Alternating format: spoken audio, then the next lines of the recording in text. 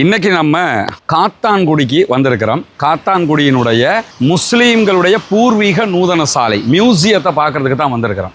ஏற்கனவே நான் ஒரு 2-3 தடவைகள் இங்கே வந்திருக்கிறேன். ஆனால் வீடியோவில் நான் உங்களுக்கு இதை ப்ரெசென்ட் பண்ணது கிடையாது. இன்றைக்கி தான் நம்ம வீடியோவுக்கு இதை எடுக்கணும்னு சொல்லி வந்திருக்கிறோம்.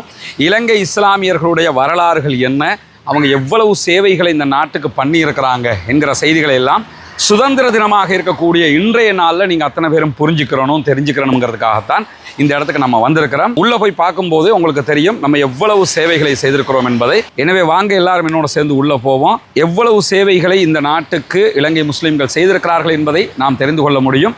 அஸ்ஸலாமு அலைக்கும் வரஹ்மத்துல்லாஹி வபரகாத்துஹு. வாங்க பயணிக்கலாம். இந்த மியூசியத்தினுடைய ஸ்பெஷலில் மிக முக்கியமானது என்னென்னா, வெளித்தோற்றத்தில் இருந்து உள்ள வரைக்கும் நீங்கள் வந்து பார்த்தீங்கன்னா எல்லா செயல்பாடுகளுமே பழங்கால மெத்தேடில் இருக்கும். இந்த கற்களாக இருந்தாலும் சரி, அரசர் காலத்தில் இருந்த மாதிரியே இருக்கும், கதவாக இருந்தாலும் சரி, எல்லாமே அந்த மெத்தேட்லேயே பண்ணியிருக்கிறாங்க. ஒரு பூர்வீக நூதன சாலை ஒரு பூர்வீகமாக பழங்காலத்துக்கு போகிற மாதிரியே இருக்கும். மியூசியத்தினுடைய ஆரம்ப பகுதி இதுதான், கிரவுண்ட் ஃப்ளோரில் நிறைய பொருட்களை வச்சுருக்கிறாங்க. குறிப்பாக வெளிநாடுகளில் இருந்தெல்லாம் இலங்கை முஸ்லீம்கள் பயன்படுத்திய பொருட்கள் எங்கெங்கெல்லாம் இருந்ததோ அங்கிருந்தெல்லாம் கொண்டு வந்திருக்கிறாங்க. 16ஆம் நூற்றாண்டில், அதுக்கு முந்தைய நூற்றாண்டுகளில் இருந்தெல்லாம் கொண்டு வரப்பட்ட பொருட்கள் தான் இந்த இடத்துல வச்சுருக்கிறாங்க. இது யாராவது ஸ்பெஷல் கெஸ்ட்டு வந்தால் அவங்க சைன் பண்ணுறதுக்கு வச்சுருக்கக்கூடிய ஒரு இடம். இங்கே அதே மாதிரி பழங்கால பொருட்களை வச்சுருக்கிற காட்சிகளை நீங்கள் பார்க்க முடியும். இந்த இடத்துல பார்த்தோம்னா நிறைய இலங்கையில் கண்டெடுக்கப்பட்ட அரபி எழுத்துக்களுடனான இது ஒரு தாலி ஒன்று. தாலின்னா ஒது செய்கிறதுக்கு அது மாதிரிகளுக்கு பயன்படுத்தக்கூடிய ஒன்றுன்னு நினைக்கிறேன். அது மாதிரியான பொருட்கள் முன்னாடி அரபு எழுத்துக்கள் எழுதப்பட்டிருக்கிறத பார்க்கலாம். இதுலேயும் அரபு எழுத்துக்களில் எழுதப்பட்டிருக்கிற செய்திகளை பார்க்கலாம். இது ஒவ்வொன்றுக்கும் கீழே இது என்ன ஏதுங்கிற விவரங்களையும் தெளிவாக அவங்க போட்டிருக்கிறாங்க. கிரவுண்ட் ஃப்ளோரில் இருக்கக்கூடிய விவகாரங்களாக இதைத்தான் வச்சுருக்காங்க. குறிப்பாக இதை பார்த்தோம்னா இது அந்த வீடுகளுடைய நிலையில், நம்ம வரும்போது வீட்டு கதவு ஆரம்பத்தில் நிலையில் வைப்பாங்கள்ல, அது மாதிரி ஒரு பார்ட்ஸ் இதுலேயும் அரபு எழுத்தணிகளோட அரபு வாசகங்கள் எழுதப்பட்டிருக்குது. அல்லாஹ் முஹம்மது, லா இலாஹ இல்லல்லாஹ் என்றெல்லாம் எழுதப்பட்டிருக்கக்கூடிய காட்சிகளை நீங்கள் பார்க்க முடியும். இதெல்லாம் இலங்கையிலேயே கண்டெடுக்கப்பட்ட. இங்கே நீங்கள் பார்க்கலாம், இதில் அரபில் 302 போட்டு வச்சுருக்கிறாங்க. 302ன்னு சொல்லும்போது ஒரு நீண்ட நெடிய காலத்துக்குரியதாக இருக்கும். அதே மாதிரி இந்த இடத்த பார்த்தீங்கன்னா, இந்த மியூசியத்தை உருவாக்கினவர் சகோதரர் ஹிஸ்புல்லா. அவர் யார், அவர் இதை உருவாக்கினதுக்கான காரணங்கள், அவருடைய பின்னணிகள் இதில் போட்டிருக்கிறாங்க. இப்போவும் அவங்க எம்பியாக இருக்கிறாங்க. அவர் பற்றிய ஒரு பயோகிராஃபி தான் அதில் இருக்கிறத நீங்கள் பார்க்க முடியும். இங்கே வரும்போதே முன்னாடி ஒரு நல்ல அழகான ஒரு போர்டில் ஒரு செய்தி எழுதியிருக்காங்க. இஸ்லாத்துக்கு முன்பு 5ஆம் நூற்றாண்டில் காத்தான்குடியில் அரபிகளுடைய குடியேற்றம். இப்போ நம்ம இருக்கிறது காத்தான்குடி. காத்தான்குடியில் அரபிகள் எப்படி குடியேறினாங்கங்கிறத காட்சி வடிவத்தில் 5ஆம் நூற்றாண்டில் இஸ்லாத்துக்கு முன்பு மலபார் கரையில் பழுதடைந்த கப்பல் ஒன்றிலிருந்து சில அரபி வர்த்தகர்கள் மட்டக்களப்பிலிருந்து தென்பக்கமாக 3 மைல் தொலைவில் அமைந்துள்ள பூனச்சிமுனை இடத்தில் வந்திறங்கியுள்ளனர் என்று சொல்லி ஃபுல்லாக அந்த அரபிகள் எப்படி வந்தாங்க, 8ஆம் நூற்றாண்டில் முகமதிய அரபி வர்த்தகர்கள் மட்டக்களப்பில் எப்படி குடியேறினாங்க, அதே மாதிரி 1911 மேற்கொள்ளப்பட்ட முதலாவது சர்வஜன வாக்கெடுப்பின்படி இலங்கையில் மிக அடர்த்தியான மக்கள் வாழும் பகுதி காத்தான்குடின்றெல்லாம் காத்தான்குடியை பற்றிய இந்த மியூசியம் இருக்கக்கூடிய இடத்தை பற்றிய ஒரு முழுமையான விவரம் இதில் இருக்கிறத நம்ம பார்க்க முடியும். இதுதான் கிரவுண்ட் ஃப்ளோரில் இந்த பக்கத்தில் அவங்க வச்சுருக்கக்கூடிய செய்தி. அப்படியே உள்ளே வந்தீங்கன்னா இந்த இடத்துல ஒரு முக்கியமான வரலாறு இருக்குது. அதை நம்ம அப்படி வரும்போது பார்ப்போம். இந்த பகுதியை பார்த்துட்டு வந்துடுவோம். இதெல்லாமே அந்த பழங்கால பொருட்கள் முஸ்லீம்கள் பயன்படுத்தியது. நமக்கு முந்தைய ஜெனரேஷனில் இருக்கிற அத்தனை பேருக்கும் இதை பார்த்தாலே நினைவுக்கு வந்துடும் என்ன மாதிரியான பொருட்கள் எல்லாம் பயன்படுத்தியிருக்கிறாங்கன்னு சொல்லி. இங்கே நீங்கள் பார்க்கலாம், இந்த வாஷ் பேசன் இது புதுசு, இந்த காலத்தில் வச்சது. ஆனால் இப்படி இந்த மெத்தேடில் தான் இதை வச்சுருப்பாங்க. அதுக்கு தான் அவங்க சாம்பிளுக்கு இதை வச்சுருக்கிறாங்க. இதெல்லாம் பழங்காலத்துக்குரியது.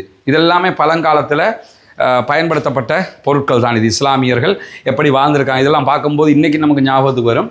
நம்ம ஊர்களில் எல்லாம் தேங்காய் திருவிழான்னு சொல்லுவாங்க, அதெல்லாம் இன்றைக்கும் வைக்கக்கூடிய பொருட்களாக இருக்குது. இது தண்ணி எடுக்கிற கொட்டுக்கிணறு. ஆரம்ப காலங்களில் தண்ணியை எடுக்கிறதுக்காக பயன்படுத்தப்பட்டது கொட்டுக்கிணறு. இது மரத்தால் செஞ்சுருப்பாங்க. இப்போ காங்கிரீட்டில் செய்கிறாங்க. மரத்தால் இதுக்கு அந்த சுவிட்சை ஆஃப் பண்ணி வச்சுருக்குது. இப்போ நம்ம ரெக்கார்டிங் பண்ணுறதுனால, இல்லாட்டி அந்த பென் எடுத்துக்கிட்டே இருக்கிற மாதிரி தான் இதில் ஒர்க் பண்ணி கொண்டே இருக்கும் காட்டுறதுக்கு மாதிரி. இது பழங்கால அதே மரத்துண்டை தான் கொண்டு வந்திருக்கிறாங்க. கொண்டு வந்து இருந்ததை அப்படியே செட் பண்ணி வச்சுருக்கிறாங்க. அதே மாதிரி இங்கே பார்த்தீங்கன்னு சொன்னால் இந்த கதவு கூட பழங்கால கதவை கொண்டு வந்து வச்சுருக்காங்க. கேலண்டர் கிடையாது.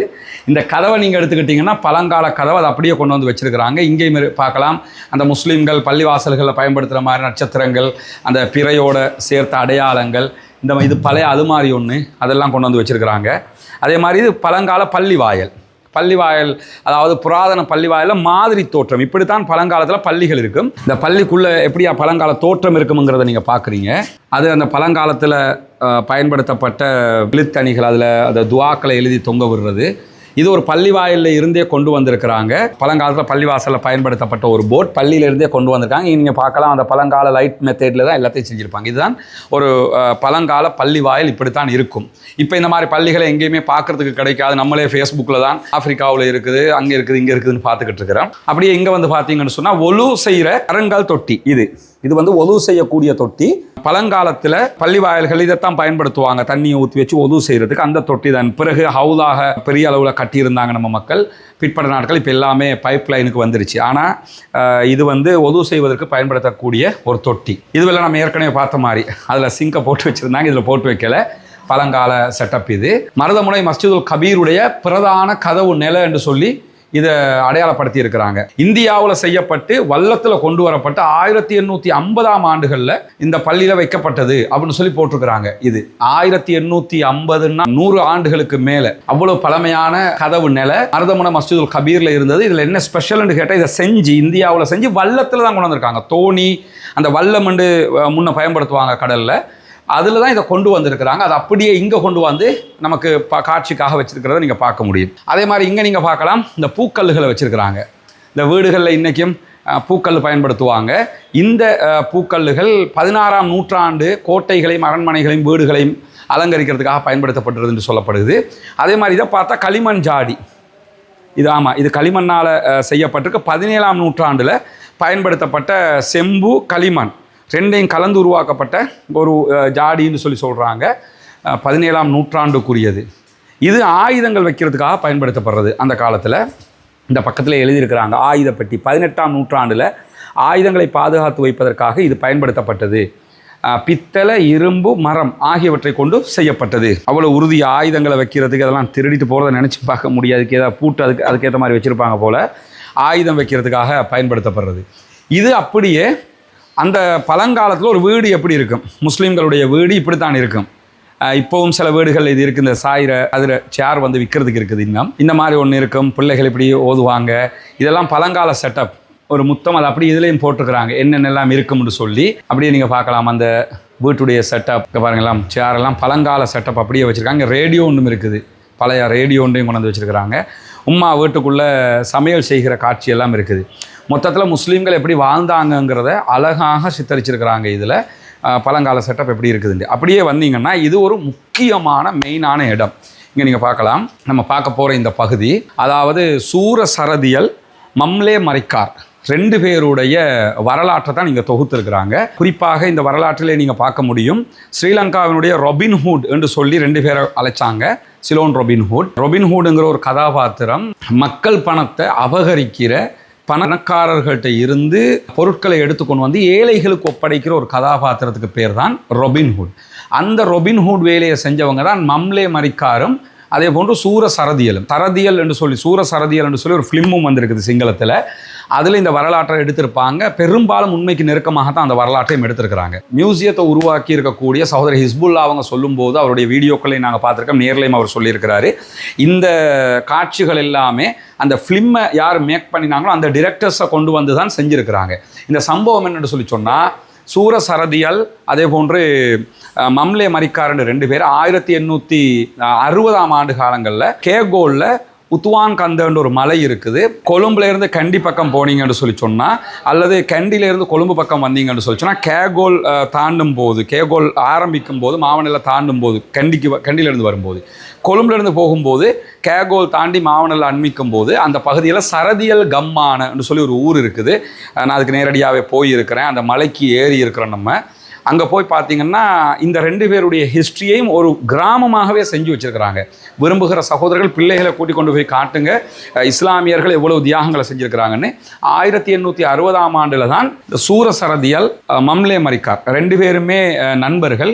இவங்க அன்றைக்கு இருந்த ஆட்சியாளர்கள்ட்ட இருந்து பொருட்களை எடுத்துக்கிட்டு வந்து என்ன பண்ணுவாங்கன்னா ஏழைகளுக்கு ஒப்படைப்பாங்க. இவங்க 2 பேரையும் பிடிச்சு தாங்க காட்டித்தாங்கன்னு சொல்லி அன்றைய அரசுகள் பெரிய அறிவிப்பெல்லாம் போட்டிருந்த நேரத்தில் கடைசியில் என்ன ஆகுதுன்னு கேட்டால் ஒரு பெண்மணி இவங்க 2 பேரையும் காட்டி கொடுக்குறாங்க. காட்டி கொடுத்ததுக்கு பிறகு 2 பேரும் கைது செய்யப்படுறாங்க. இலங்கை வரலாற்றில் இறுதியாக தூக்குல தொங்க விடப்பட்ட 2 பேர் இவங்க தான். போகம்பர சிறைச்சாலை கேண்டிலை, இப்போ அந்த சிறைச்சாலையை டூரிஸ்ட் பிளேஸாக மாற்றிருக்கிறாங்க.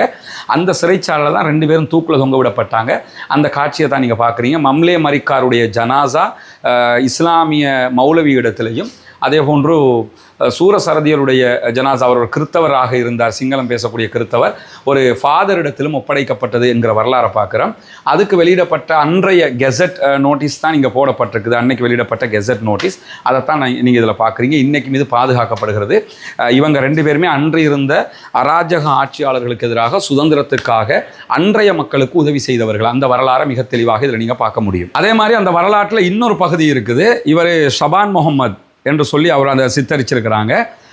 1864 அதே சம்பவம், சிலோன் ரபின் ஹூட் சம்பவம் நடக்கிற அந்த காலகட்டத்தில் அவங்கள பிடிக்கிறதுக்காக இலங்கை போலீஸால் அவங்க தேடப்பட்டு வருகிற நேரத்தில் தான் ஷபான் முகமது தலைமையில் படை போகுது. அவங்கள பிடிக்கிற அந்த சண்டையில் ஷபான் முகமது கொல்லப்படுறாரு.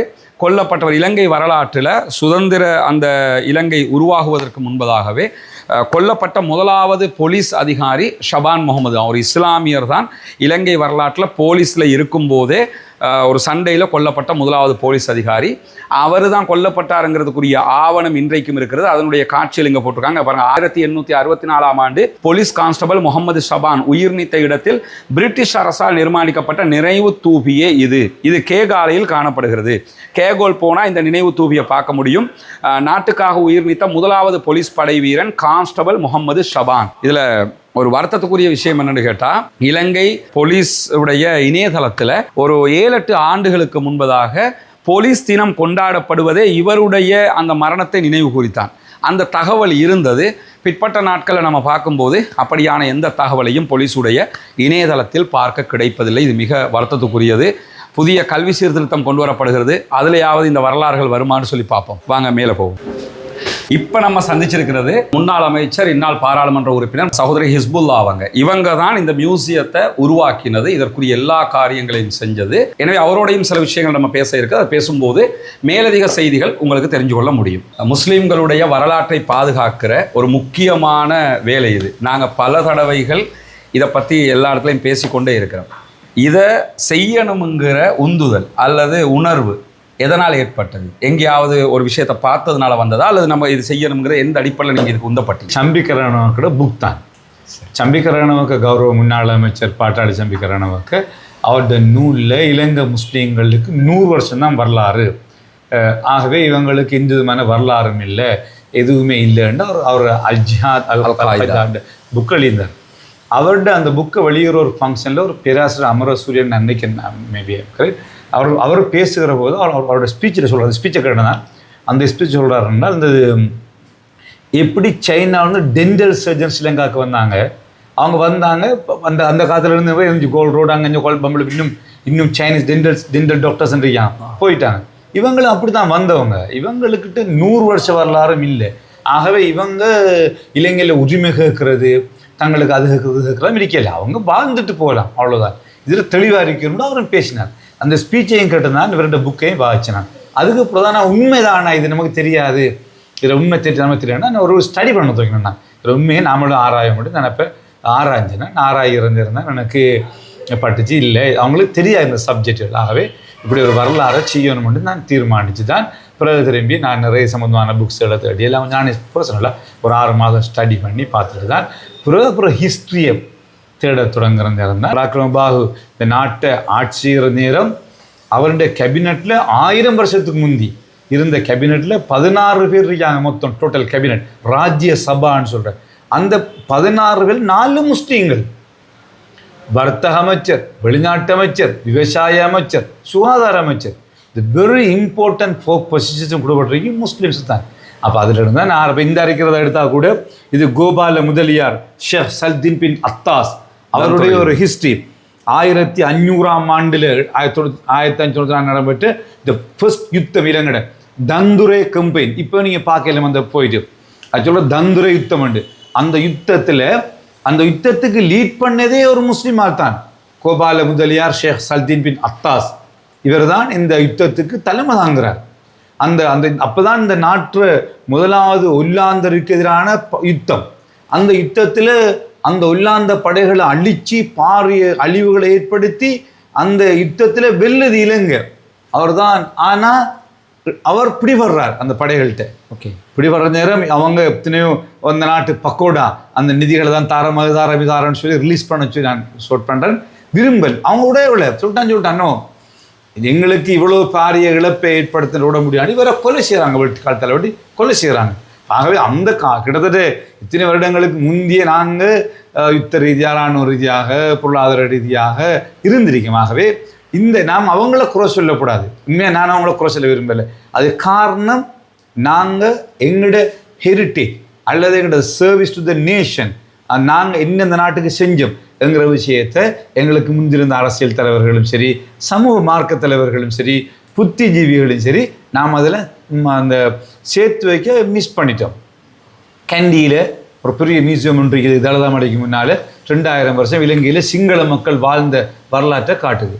யாழ்ப்பாணத்தில் நல்லூர் கோயிலுக்கு முன்னால் ஒரு மியூசியம் ஒன்று இருக்குது. தமிழ் மக்கள் எல்லாளன் ஆண்ட பட அது இது வரலாறுலாம் சொல்லி வச்சு அங்கே ஒரு மியூசியம் ஒன்று இருக்குது. அது கிட்டத்தட்ட 75 வருஷத்துக்கு முந்தி சுதந்திரம் பிடிச்ச உடனே திறந்துருக்கிறது. இப்போ நம்ம இலங்கையில் மட்டும்தான் முஸ்லீம்கள் சம்பந்தமான எந்த ஒரு ஆவணமும் ஒரு பாதுகாக்கப்படலை. சில புக்ஸ்கள் தான் இருந்தது. அந்த புக்ஸ்கள்லையும் இந்த பேஜும் இல்லை. நான் சில புக்ஸ்களை தேடிட்டு கொழும்பு லைப்ரரி போனேன். அங்கே போனால் அந்த பேஜில் புக் இருக்குது. மட்டக்களப்பு லைப்ரரிக்கு இலங்கை கிழக்கு மாநில முஸ்லீம்களோட வரலாறு செனட்டர் ஒரு தமிழ் ஒரு அழிகார் 100 வருஷத்துக்கு முந்தி அதை போயிட்டு அங்கே தேடி போனால் புத்தகம் இருக்கு, பேஜ் இல்லை, கிளிவட்டு போயிட்டு அப்படி ஒரு நிலைமையில தான் இதை பாதுகாக்கணும்னு நான் இதை செஞ்சதுல காரணம். இப்போ எம்பி புதுசாக யாராவது ஒருத்தர் எங்கேயாவது ஸ்ரீலங்காவில் ஒரு பொருளை கண்டெடுக்கிறாங்க.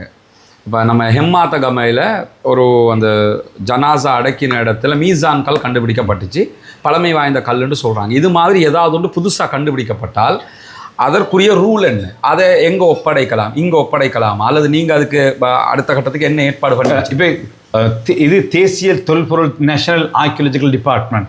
அந்த ஆர்கியாலஜி டிபார்ட்மெண்ட் என்ன செய்கிறாங்கண்டா, இப்போ எங்கே கண்டாலும் முஸ்லீம்களுக்குரியது என்று அடையாளப்படுத்தப்பட்டால் அது ஞாபகம் கொண்டு வைக்காங்க.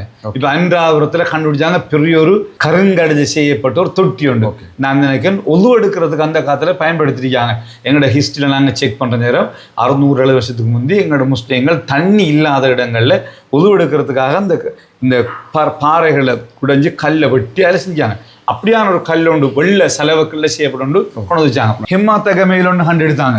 இப்போ அதை கொண்டு வர அது நூமலா கொண்டு வர இல்லாது அடையாளப்படுத்தப்பட்டு ப்ரூவ் பண்ணப்பட்டு எவிடன்ஸ் ஆக்கி கொண்டு வரணும். அந்த ப்ரோசஸ்ல பெருக்குது. அங்கே ஆர்கியாலஜி கண்டுபிடிக்கப்பட்ட ஒரு வருஷத்துக்கு முந்தைய கண்டுபிடிச்சாங்க உண்டு. அதை எடுக்கிற முயற்சி நடக்குது. அப்படி என்ன செய்வாங்கன்னா அப்படி அவங்க கொண்டு வைக்கிற முயற்சி நடக்குது. இப்போ ஆர்கியாலஜிக்கல் டிபார்ட்மெண்ட் அதை செய்யுது. இப்போ இன்னொரு டவுட் என்னன்னா, ஒருத்தர் படிக்கிற ஒரு மாணவர் அல்லது ஒருத்தர் புத்தகம் எழுதுறார், இலங்கை முஸ்லீம்களை பற்றி யாராவது ஒருத்தர் எழுதுறாங்க. எழுதும்போது அதற்கான ஆதாரம் முன்னேண்டா இந்த புத்தகத்தில் இருந்து எடுத்தோம்னு ஆதாரம் காட்டலாம். சரி, இப்போ ஒருத்தர் எழுதும்போது இந்த தகவல் காத்தான்குடியில் இருக்கிற இந்த மியூசியத்தில் இருக்கிறது என்று பதிவு செய்தால் அது ஆத்தன்டிக் தானா? ஆத்தன்டிக் தானே. என்னடா இங்கே இருக்கிற புத்தகம் இருக்கும் பொழுதும் இந்த ஒவ்வொன்றுக்கும் ஆதாரத்தை வச்சிருக்கேன். மேலே புக் இருக்கு, லைப்ரரிக்கு மேலுக்கு. ஓகே, லைப்ரரி போனால் மிச்சம் சேஃப்டியாக வச்சுக்கிறதுனாடி லைப்ரரிக்கு எல்லா புக்ஸும் இருக்குது. நீங்கள் என்னென்ன ரிவ்யூ பண்ணுறீங்களோ, இப்போ இதில் என்ன பார்க்குறீங்களோ அங்கே மேலே உதாரணத்துக்கு பராக்கிரம பாகை பற்றி நாங்கள் பார்க்கோம். இப்போ நாங்கள் இந்த வந்து பார்த்தீங்கன்னா நீங்கள் இதில் பார்க்கலும் உங்களுக்கு பராக்கிரம கேபினட் ராஜ்யசபா செஞ்சிருக்கோம் அமைச்சரவையை. அதை செஞ்சதும் பராக்கிரம பாகன்ற ஃபில்மை ப்ரொடியூஸ் பண்ண டிரெக்டர்னா செஞ்சேன் நான். சரி, ஏனண்டா தப்பி தவறி மூக்கில் கொஞ்சம் மன்னர் ரயில டிஃப்ரெண்டாக இருந்தால் என்ன சொல்லுவாங்க, திரும்பி இன்சல்ட் பண்ணியிருக்குது மன்னரை பிளேசிங்க சொல்லுவாங்க. அதே எப்படி அவர் அந்த ஃபில்மை செஞ்சாரோ அதே டிரெக்டரை கொண்டு 6 மாதம் நான் அவரை வச்சு அவரோட டீம் வந்துருந்து செஞ்சதான் இந்த ராஜ்யசபா. இப்போ நீங்கள் இந்த ராஜ்யசபாவில் இந்த போட்டிருக்கீங்க எல்லாம் போட்டிருக்கானே, கோர்ட் ஆஃப் த கிங் பராக்கிரம பாகு. ஓகே, இப்போ புலனர்வு ராஜதானி ராஜ்யசபா போட்டிருக்கிறீங்க. சரிண்ணே. இப்போ இந்த புத்தகங்கள் நம்ம முஸ்லீம்கள் யாராவது எழுதின புத்தகங்களா அல்லது நான் முஸ்லிம்ஸ் எழுதின புத்தகங்களா? பொதுவாகவே நான் முஸ்லீம்ஸ் நிறைய எழுதியிருக்காங்க. நான் இங்கே ரெஃபரன்ஸுக்கு வச்சுக்கிறேன் நான் முஸ்லீம் எழுதினது தான். முஸ்லீம் குறைவு இங்கிலீஷ் ஆக்கள் எழுதினது, சிங்களீஸ் எழுது, ப்ரொஃபஸர் அல்வி சில்வாண்டு பெரிய லாங் ப்ரொஃபஸர் சிங்கள ப்ரொஃபஸர் எழுதினது. அடுத்தது எங்களோட தமிழ் லெக்சரர் ரைட்டர்ஸ் அவங்களோட வாமதேவன் செனட்டர் வாமதேவன் புக். இப்படி அந்த இதுகளைத்தான் நாங்கள் கூடுதலாக இங்கே செட் பண்ணி அதுக்காக முஸ்லீம்ஸ் நிறைய எழுதியிருக்காங்க. நாங்கள் இங்கே ரெஃபரன்ஸுக்கு வச்சுக்கிறோம் நான் முஸ்லீம் எழுதினதான். ஏன்னா அதை நான் எது கேட்டேன்னா ஒருத்தர் நாங்கள் எங்கடாக்களை வச்சு சொல்லக்கூடாது, எழுதி கொள்வீங்க, அதுக்காக சொல்லக்கூடாது தான் கூடுதலாக வச்சிருக்கீங்க. நாங்கள் அப்படி தான் வச்சிருக்கோம். இது நமக்கு வேறு ஒரு நோக்கமும் இல்லை. இது உண்மையிலே இதை நிறைய சிங்களீஸ் பார்த்துட்டு ஆச்சரியப்படுறாங்க. கெலனி யூனிவர்சிட்டிலேருந்து வந்தாங்க எல்லா ப்ரொஃபஸர்மார் டிபார்ட்மெண்ட் அவங்க தான் உண்மையிலே நம்மளை நிறைய கிரிட்டிசைஸ் பண்ணுற குரூப். முஸ்லீம்ஸை பற்றி கூடுதலாக எழுதுறது கெலனிய சுஜாதுன்னு அப்புறம் யூனிவர்சிட்டி தான் கூடுதலாக இந்த ஹிஸ்ட்ரி எழுதுவாங்க நம்மளை பற்றி. பிள்ளைனா அவங்களுக்கு இன்ஃபர்மேஷன் அவங்க இங்கே வந்து பார்த்துட்டு கீழே புக் எழுதிக்காங்க. பார்த்துட்டு அவங்களுக்கு ஆச்சரியம், அவங்களுக்கு இவ்வளோ ஹிஸ்ட்ரி முஸ்லீம் ஹிஸ்ட்ரி இருக்குதா ஆண்டோடு. இப்போ திரும்ப எழுதுறல்லையே, இப்போ ஒரு லாஸ்ட் 10 years யாரும் எழுதுறல ஹிஸ்ட்ரியை பற்றி காய்க்கிறல, சம்பிக்கே கலைக்கிறது அவர் காய்க்கிறல. நான் அவருக்கு என்ன விளங்கப்படுத்தினேன். நான் இப்போ நான் ஒரு நாளைக்கு இங்கே கூட்டி எடுத்துக்கிறீங்க, நான் வாரேன்னு சொன்னேன்ட்டு சந்தர்ப்பம் கிடைக்கல. இப்போ யாரும் ஹிஸ்ட்ரி ஆகிக்கிறல. என்னென்னா எல்லாரும் விட்டாங்க, எல்லாரும் வராங்க. ஒவ்வொரு யூனிவர்சிட்டி USA கனடா நோர்வே அடுத்தது இங்கே இருக்கிற ஸ்ரீலங்கன் எல்லாரும் வராங்க. வந்து நாள் கணக்கில் ரிசர்ச் பண்ணி ஒன்று 6000 புக்கை பார்க்காங்க, இதில் பார்க்காங்க, இந்த புக் எடுத்து பார்க்காங்க, ரிசர்ச் பண்ணுறாங்க, அதை எடுத்து நெட்டு போய் செக் பண்ணுறாங்க, எடுத்துட்டு அவங்க எல்லாரும் பர்ஃபெக்டானு போகிறாங்க. ஸோ இப்போ அது இப்போ நம்மளோட நோக்கம் என்னென்னா எங்கள்ட ஹெரிட்டேஜ் நாங்கள் இந்த நாட்டுக்கு செஞ்ச சேவை அல்லது அளப்பரிய பங்களிப்பு, the contribution made to the nation, அதை சொல்றதன் மூலம், அதை பாதுகாக்கிறதன் மூலம் எங்களுக்கு மற்ற சமூகங்களோட நல்ல ஒரு ஒற்றுமை ஏற்படுது. எங்களை பற்றி ஒரு மிஸ் அண்டர்ஸ்டாண்டிங் வச்சிருந்த ரீசன் அவங்களுக்கு நாலேஜ் இல்லாதான். அப்போ அந்த நாங்கள் இந்த நாலேஜை கொடுக்குற நேரம் எங்களுக்கும் அவங்களுக்கு இருந்த ஒரு மிஸ் அண்டர்ஸ்டாண்டிங் இல்லாமல் போய் அவங்களுக்கு இப்போ ஹாப்பி. இன்னும் இவ்வளோ முஸ்லீம் செஞ்சிருக்குதா, 1000 வருஷத்துக்கு முந்தியே அவங்க கேபினெட் இருந்திருக்காங்களே, இந்த நாட்டில் பராக்கிரம சமுத்திரம், என்ன ஜனநாயக சமுத்திரம், அன்றாவர எல்லாமே கட்டினது முஸ்லீம்களால் தானே. இல்லாட்டி அந்த நேரத்தில் மன்னர்கள்கிட்ட இந்த முஸ்லீம்கள் வெளிநாட்டில் இருக்கிற முஸ்லீம்கள் அந்த சாமன் அவங்க எக்ரிமெண்ட் பார்க்கலாம் எழுதுறாங்க. என்னென்னா நீங்கள் குளங்களை கட்டுங்க, உங்கள்கிட்ட இருக்கிற மேலதிகமாக வர அரிசியில் நாங்கள் என்ன செய்கிறோம் வாங்குகிறோம் என்று எக்ரிமெண்ட் சைன் பண்ணுறாங்க. யார்? அரபிகள். அப்போ அந்த எக்ரிமெண்ட்டு கீழே தான் இவங்க மன்னர் என்ன செய்கிறாங்கல்ல, மலமளம்னு நாடு முழுக்க குளங்களை கட்டினாங்க. இலங்கை விவசாயத்துறையில் தன்னிறைவு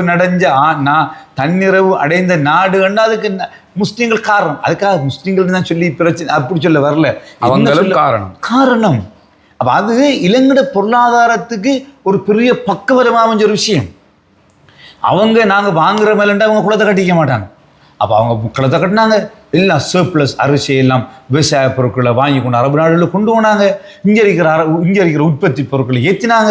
இவங்க ஏலம் கராம்பு எல்லா ஸ்பைசஸ் செய்ய தொடங்கினாங்க. அப்போ அது இந்த நாட்டு பொருளாதார அபிவிருத்தியில் எங்களோட முஸ்லீம்கள பங்களிப்பு பாரிய அளவில் இருந்ததுங்கிற விஷயம் தெரிஞ்சாத்தானே நம்மளுடைய இருக்க மாதிரி இருப்பாங்க, நம்மளுக்கு மரியாதை தருவாங்க, ரெஸ்பெக்ட் பண்ணுவாங்க. அதைத்தான் நம்ம செஞ்சிருக்கிறதுங்க. ஆகவே இப்போ நான் நிறைய செக் பண்ணி பார்க்குறேன். லாஸ்ட் 10 years 15 years லாஸ்ட் 10 yearsக்குள்ளுக்கும் அறிஞ்ச வரையில் இப்போ யாரும் எங்களை முஸ்லீம்களை வந்து எந்த ப்ரொபோசல் சொல்கிறதும் இல்லை, ஹிஸ்ட்ரியை பற்றி காய்க்கிறதும் இல்லை. அதை காய்க்கிறல, உரிமை இல்லைன்னு சொல்கிறதில்ல, அதை காய்க்காங்கல்ல. அது ஒரு விஷயம் நடந்துக்கிறது. ரொம்ப சந்தோஷம் உங்களுடைய சந்தித்ததும். இந்த நாங்கள் இதை வீடியோ எடுக்கிற கேப்பில் உங்களுடைய இந்த கருத்துக்களை பகிர்ந்து கொண்டதும் நல்லா உங்களுக்கு நிறைய ரஹமத் செய்யட்டும். இந்த வீடியோக்களை பார்க்குற சகோதரர்களும் நம்ம நிறைய இடங்களுக்கு டூர் போவோம், மற்ற வெளிநாடுகளுக்கு உள்நாட்டில் எல்லா இடத்துக்கும் போவோம். கட்டாயம் லைஃப்பில் ஒரு முறை உங்கள் பிள்ளைகளை மாணவர்களை காத்தான்குடியில் அதுவும் இந்த மியூசியத்துக்கு கூட்டிக்கிட்டு வாங்க. நம்ம வரலாறற்ற சமூகம் கிடையாது, வரலாறுகளுடன் கூடிய சமூகம்ங்கிறத நிரூபித்து வைக்கப்பட்டிருக்கக்கூடிய ஒரு இடம்ங்கிறதுனால கண்டிப்பாக கூட்டி கொண்டாந்து காட்டுங்க. இதுதான் மன்னருடைய அமைச்சரவை. அப்படியே கேபினெட்டில் நடுவில் நிற்கிற மாதிரி ஃபீல் ஆகும். இங்கே பார்த்தீங்கன்னா முதலாவது பராக்கிரம பாகு அரசர் இருக்கிறாரு. இதில் சகோதரி ஹிஸ்புல்லா அவங்க ஒரு செய்தியை மேலதிகமாக சொன்னாங்க. பராக்கிரம பாகுடைய இந்த அரசவை எப்படி இருந்ததுன்னு ஒரு ஃபிலிம் எடுக்கப்பட்டிருக்குதாம் சிங்களத்தில். அந்த ஃபிலிமை எடுத்த டைரக்டரையை கொண்டு வந்து தான் இதையெல்லாம் பண்ணியிருக்கிறாங்க. இல்லைண்டா உருவத்தை சதிச்சிட்டாங்க, பராக்கிரம பாகு இப்படி இல்லை என்று சொல்லி ஒரு விமர்சனம் வந்துடும்ங்கிறதுக்காக கொண்டு வந்து செஞ்சுருக்கிறாங்க. பராக்கிரம பாகு இங்கே இருக்கிறாரு. அவருடைய அமைச்சரவையில் இருக்கக்கூடிய ஆக்களை பார்க்கலாம். இதில் ஒரு விவகாரம் என்ன இருக்குதுன்னு கேட்டால், எல்லோருடைய காலையும் பாருங்க செருப்பில்லாமல் இருக்கிறாங்க. மன்னரை தவிர மற்ற எல்லாரும் செருப்பில்லாமல் இருக்கிறாங்க. ஆனால் யார் 4 முஸ்லீம் அமைச்சர்களோ அவங்க செருப்போடு இருப்பாங்க. உதாரணமாக தலையில் தலப்பா போட்டிருப்பாங்க. இங்கே இவரை பாருங்க, தலையில் தொப்பி வச்சிருக்கிறாரு, தாடி வச்சிருக்கிறாரு, ஷூ போட்டிருக்கிறாரு, மன்னர் போட்டிருக்கிற மாதிரியே போட்டிருக்கிறாரு. இப்போ இவங்களுக்கு சிறப்பு அனுமதி, அவங்க அப்படி இருக்கலாம். 2வது ஆளை தேடுவோம். இங்கே இருக்கிறாரு, இவர் கோட் போட்டிருக்கிறாரு, தொப்பி, தாடி, இந்த ஷூ போட்டிருக்கிறாரு. 2வது. 3வது மன்னரோட பேசிக்கிட்டு இருக்கிற மாதிரி காட்சி ஒன்று. தொப்பி போட்டிருக்கிறாரு, இந்த செருப்பு போட்டிருக்கிறாரு, கோட் போட்டு அந்த பழங்கால முதலியார்கள் மாதிரி அவர் இருக்கிறார். இங்கே நீங்கள் பார்க்கலாம், தொப்பி போட்டிருக்கிறாரு, தாடி வச்சிருக்கிறாரு, செருப்பு போட்டிருக்கிறாரு. வேறு யாருமே செருப்பு போட்டிருக்க மாட்டாங்க.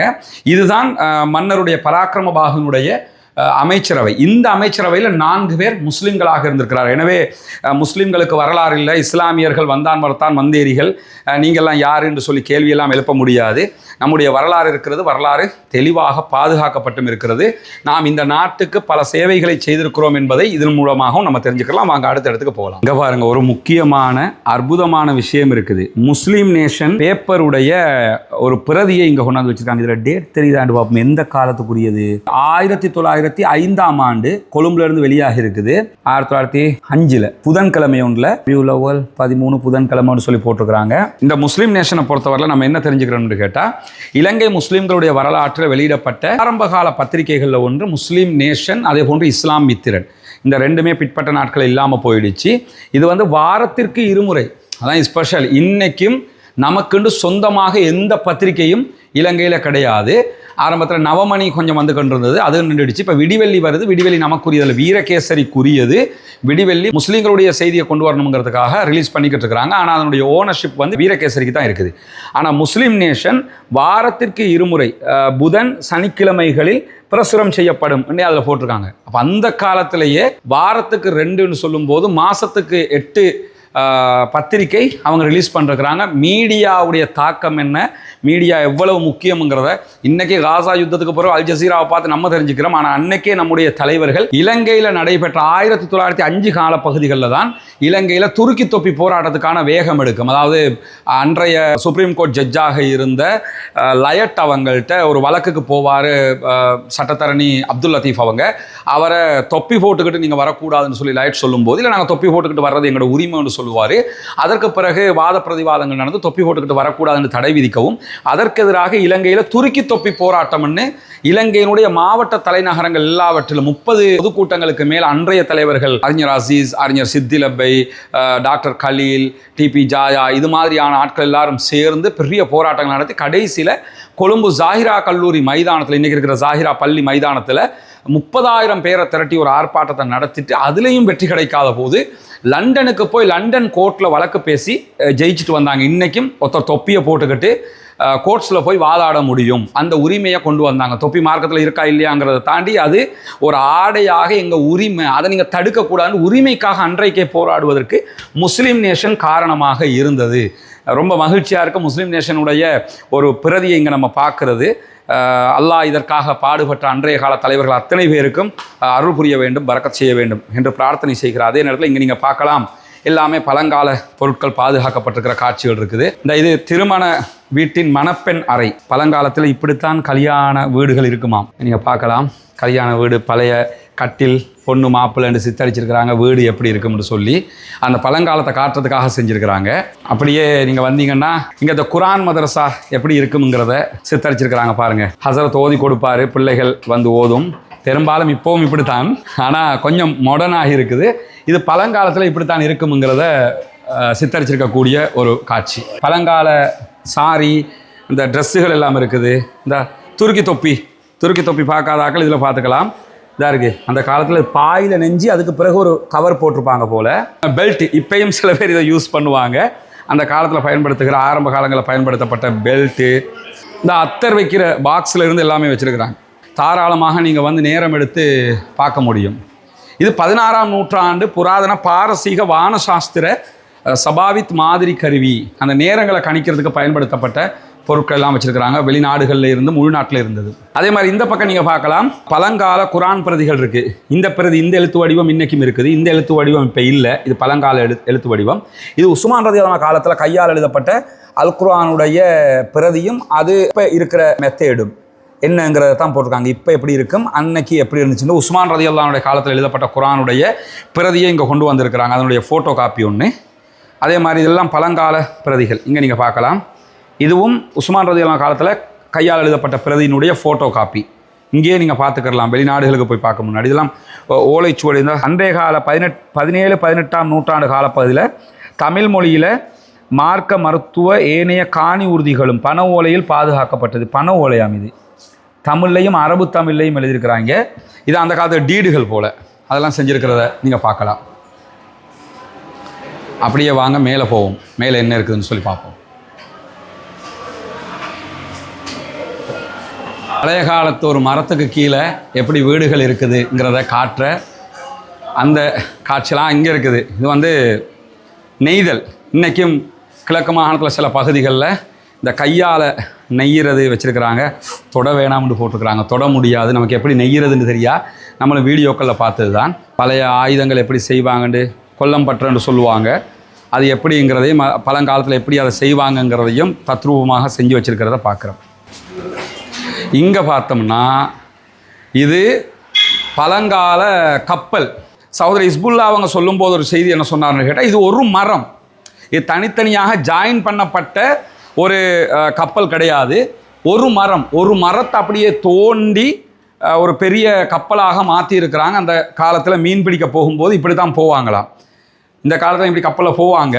ஆனால் இதில் ஸ்பெஷல் என்னென்னு கேட்டால், ஒரு தனி மரத்தையே இப்படி பண்ணியிருக்கிறாங்க. அன்றைய காலத்தில் இலங்கை இஸ்லாமியர்கள் இப்படித்தான் அவங்களுடைய தொழில்களை செஞ்சுருக்கிறாங்க. இதெல்லாம் அந்த மீன்பிடி தொழிலுக்கு பயன்படுத்தக்கூடிய பகுதிகள். அது எப்படி அதை பயன்படுத்தினாங்க, அதை எப்படி வச்சுக்கிட்டு இருந்தாங்கங்கிறத காட்டியிருக்கிறாங்க. இதெல்லாம் விவசாயத்துக்கு, நெல் விவசாயத்துக்கு பயன்படுத்தக்கூடியது.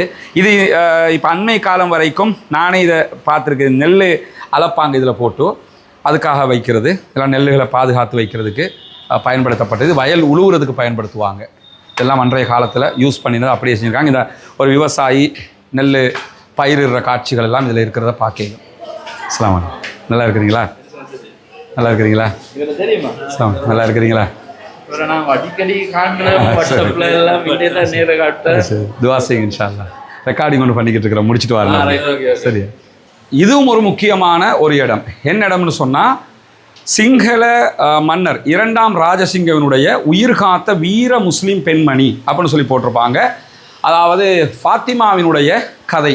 நாங்கள் 1986களில் இலங்கையினுடைய 3ஆம் ஆண்டு தமிழ் பாட புத்தகத்தில் இந்த வரலாறு இருந்துச்சு.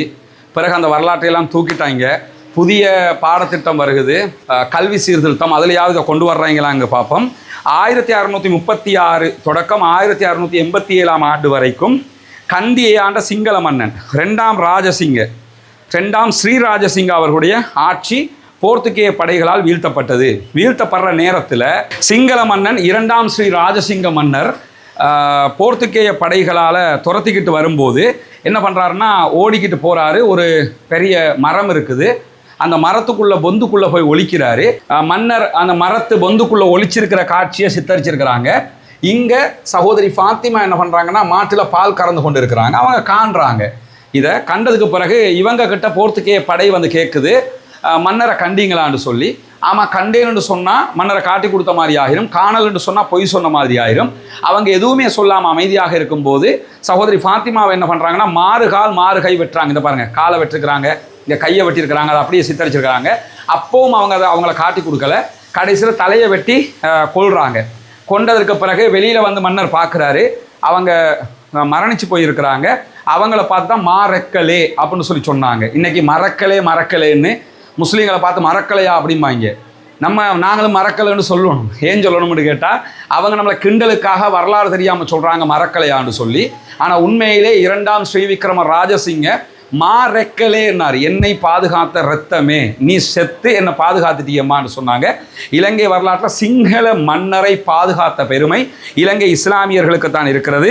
அதனால தான் மன்னர் என்ன பண்ணுறாருன்னு கேட்டால், என்ன நீ காட்டி கொடுக்கலன்னு சொல்லி போர்த்துக்கே பட போனதுக்கு பிறகு பிற்பட்ட நாட்களில் இந்த பெண்மணியினுடைய தியாகத்தை கண்டு நெகிழ்ந்து என்ன பண்ணுறாருன்னா அவங்களுக்கு சன்மானங்கள் எல்லாம் நிறையவே வாரி கொடுத்தாரு என்கிற வரலாற்றை பார்க்க முடியும். இன்றைக்கி இருக்கிற அக்குரணை அதையொட்டிய பல பகுதிகள் எல்லாமே வந்து மொத்தமாக அன்றைய காலத்தில் இந்த பெண்மணியினுடைய நினைவாக இஸ்லாமியர்களுக்கு மடவள அக்குரணை அந்த பகுதி முழுவதும் பாருங்கள் முஸ்லீம்கள் செறிந்து வாழ்வாங்க. அது அன்றைக்கு அன்பளிப்பாக கொடுக்கப்பட்ட பகுதிகள். இந்த அன்பளிப்பு கொடுக்குற காட்சி இதில் இருக்குது பாருங்கள். இங்கே அந்த இஸ்லாமிய பெண்கள் இருக்கக்கூடிய காட்சிகளும் சித்தரிக்கப்பட்டிருக்குது. ஒரு அற்புதமான வரலாற்று நிகழ்வு. 1980 83களில் எல்லாம் புத்தகங்களில் இருந்தது. ஆனால் பிற்பட்ட நாட்களில் அது எடுக்கப்பட்டுடுச்சு. இதெல்லாம் நம்ம முன்னோர்கள் பாட்டிமா எல்லாம் எப்படி வியாபாரம் பண்ணுவாங்கங்கிறத சித்தரிச்சிருக்கிறாங்க. இதெல்லாம் அந்த வியாபாரங்கள், இந்த தையல் மெஷின்கள் வந்த காலத்துக்கு பிறகு உள்ள பகுதிகள். இங்கே நீங்கள் பார்க்கலாம் ஒரு கடையில் எப்படி வியாபாரம் பண்ணுவாங்கன்னு சொல்லி அந்த காட்சிகளை பார்க்கலாம். இது வந்து இந்த ஜெம் பிஸ்னஸ் பண்ணுறது. இலங்கை ஜம்முக்கு வந்து முஸ்லீம்கள் ரொம்ப ஃபேமஸுங்கிறது உங்களுக்கு தெரியும். இலங்கை ஜம் வியாபாரிகள் அது எப்படின்னு சொல்லி இதுவும் ஜம் பிஸ்னஸ் பண்ணுறது தான். இவங்க 2 பேர் வந்திருக்காங்க, ஜம் வியாபாரிகள் தான் நம்மளோட கூட்டாளிகள். சரியா? இங்கே பார்க்கலாம் இந்த பஜார் மார்க்கெட் பிளேஸை தான் காட்டியிருக்கிறாங்க எப்படி அந்த மார்க்கெட் இருக்கும்ட்டு. இதில் அது உட்கார வேணாமாம். இது ஆலமரத்துக்கு கீழே ஒரு பெரியவர் உட்காந்துக்கிட்டு இருக்கிறாரு. இது பழங்கால பொருட்களாக இங்கே ஹசரத் ஒருத்தர் இருக்கிறாரு. இது வந்து இஸ்லாமிக் புக்ஸ் விற்கிற இடம். இது லைப்ரரி உண்டு அந்த காலத்தில், புக்குகள் விற்கிற இடம், அரிச்சுவடி அது இதெல்லாம் இருக்காரு விற்கிறதுக்குரிய ஆள். இது பலசரக்கு கடை உண்டு, மருந்து கடை உண்டு போல். ஆமாம், மருந்து கடை, மருந்து பொருட்கள் எல்லாம் இருக்குது. டீ கடை உண்டு. இங்கே இருக்குது டீ கடை. டீ மாஸ்டர் இருந்தால் இருக்காரு. வாழைப்பழம் பன் அதெல்லாம் இருக்குது அந்த காலத்தில். இப்படி கடைகள் இப்போ பார்க்குறது ரொம்ப ரொம்ப அரிது. அதை இங்கே எடுத்து வச்சிருக்கிறாங்க. இங்கே நீங்கள் பார்க்கலாம். இது எல்லாமே வந்து பழங்காலத்தில் 19ஆம் நூற்றாண்டு காலப்பகுதியில் பழச்சாறு பிடிவதற்காக பயன்படுத்தப்பட்ட எந்திரம். பழச்சாறு எடுப்பாங்களாம். அதில் பெரிய ஹோட்டல்களில் டீ பாய்லர் இப்பயும் இது வேறு வடிவத்தில் இருக்குது. இதெல்லாம் அந்த பழங்கால பொருட்கள். கேமரா ஐட்டங்கள் போல் இந்த ரீல் இதெல்லாம் மீடியாவுக்கு அந்த காலத்தில் பயன்படுத்தப்பட்டது. ஃபிலிம் ரோல் அது இதெல்லாம் இருக்குது. ஓகே, சூப்பராக இருக்குது எல்லா பகுதிகளுமே. மேலே போய் பார்ப்போம் என்ன இருக்குதுன்னு சொல்லி. அது அயன் பாக்ஸ் இருக்குது. இங்கே பாருங்கள், அயன் பாக்ஸ் எல்லாம் இருக்குது. இப்பயும் யூஸ் பண்ணுறாங்க. இது இன்னும் இருக்குது. இப்போ நம்ம வர்ற பகுதி இது லைப்ரரி. கீழே பார்த்த அனைத்துக்கும் உரிய ஆதாரத்தை இங்கே தான் வச்சுருக்கிறாங்க. அது தவிர மேலதிகமான சில செய்திகளும் வச்சுருக்கிறாங்க. இங்கே நீங்கள் பார்க்கலாம். முஸ்லிம்ஸ் ஆஃப் ஸ்ரீலங்கா, யோனாஸ். ஸ்ரீலங்கா யோனக்க என்று சொல்லித்தான், சோனகர்கள் என்று சொல்லித்தான் இஸ்லாமியர்களை அழைப்பாங்க. இப்போ ஐடென்டி கார்டுகளில் இலங்கை முஸ்லீம் என்று வருது. முன்னையெல்லாம் சோனகன் அல்லது யோனக்கண்டு வரும். அதுக்குரிய ஆதாரங்கள் இதில் தொகுத்துருக்குறாங்க. பாட புத்தகத்தில் படிக்கிற தொலைமையினுடைய வரைபடம். அந்த தொலைமையினுடைய வரைபடத்தில் தப்ரபேனா என்று சொல்லி ஸ்ரீலங்காவை வரைஞ்சிருக்கக்கூடிய காட்சி. அவர் அந்த காலத்தில் ஸ்ரீலங்காவை இப்படி தான் அவர் வரைஞ்சிருக்கிறாரு. அதை எடுத்திருக்கிறாங்க. Success of the weaver. சகோதரி ஹிஸ்புல்லா அவங்க நம்மளோட பேசும்போது கவனிச்சிருப்பீங்க. குளங்கள் ஏன் கட்டினாங்க, அதனுடைய சக்ஸஸ் என்னென்னலாம் சொன்னார்.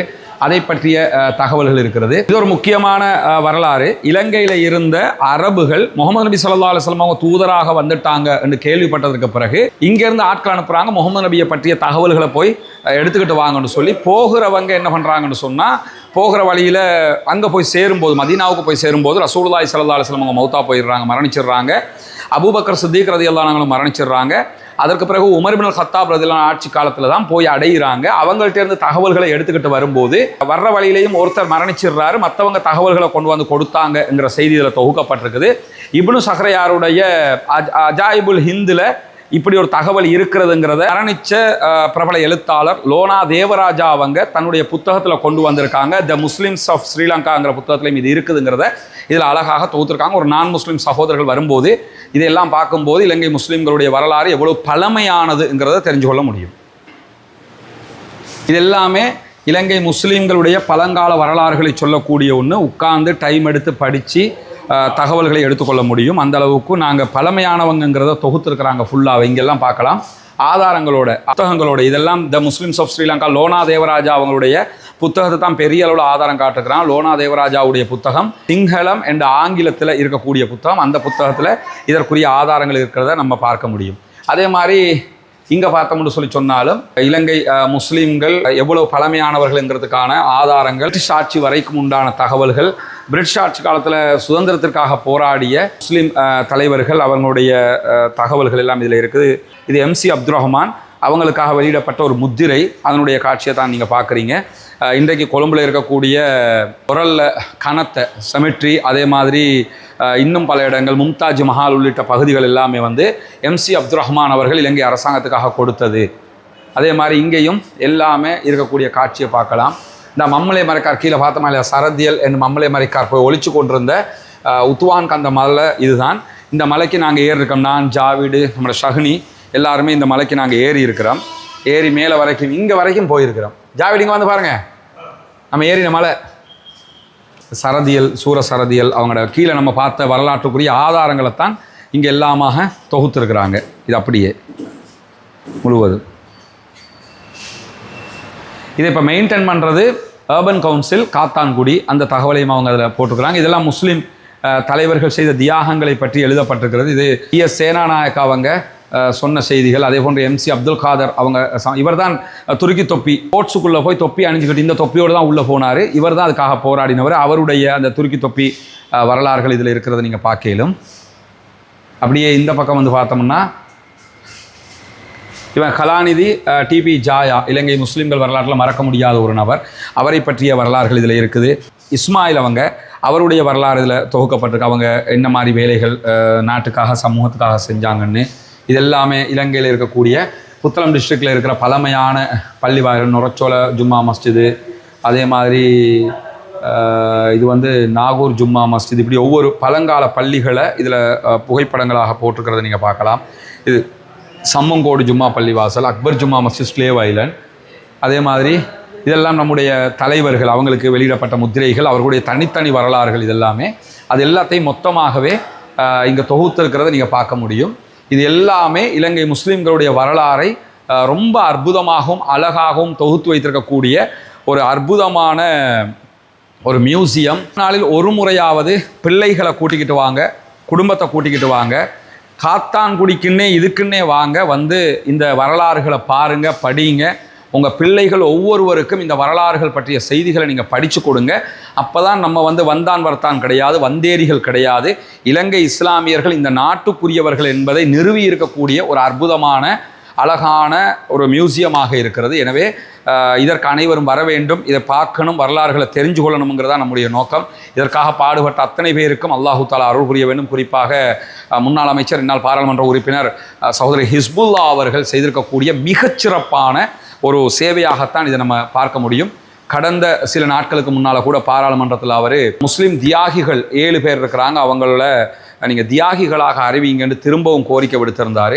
ஜனாதிபதிக்கும் பல கடிதங்கள் அவர் அனுப்பியிருக்கிறார். இது சம்பந்தமாக நான் ஏற்கனவேயும் ஒரு வீடியோவில் பேசியிருக்கிறேன் என்பதையும் இந்த இடத்துல நினைவூட்டி கொண்டு, என்னோடு சேர்ந்து இதற்காக முழுவதுமாக இந்த பயணத்தில் இந்த வரலாறுகளை பற்றிய செய்திகள் உங்களுக்கு தர்றதுக்கு நம்மளோட இணைஞ்சு வந்திருக்க சகோதரர் முவாது வந்திருக்கிறாரு. இங்கே இருக்கிறாரு ஜாவிட், ஹாய் காட்டுங்க. ஜாவிட் வந்திருக்கிறாரு. அப்படியே திருப்பி உங்களை காட்டுங்க. இந்த ஷஹ்னி இருக்கிறாரு.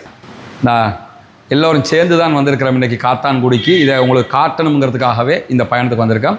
அத்தனை பேருக்கும் அல்லாஹு தாலா அருள் புரியணும். பார்க்குறாக்கள் அத்தனை பேரும் அனைவருக்கும் பிரார்த்தனை செய்யுங்கள்.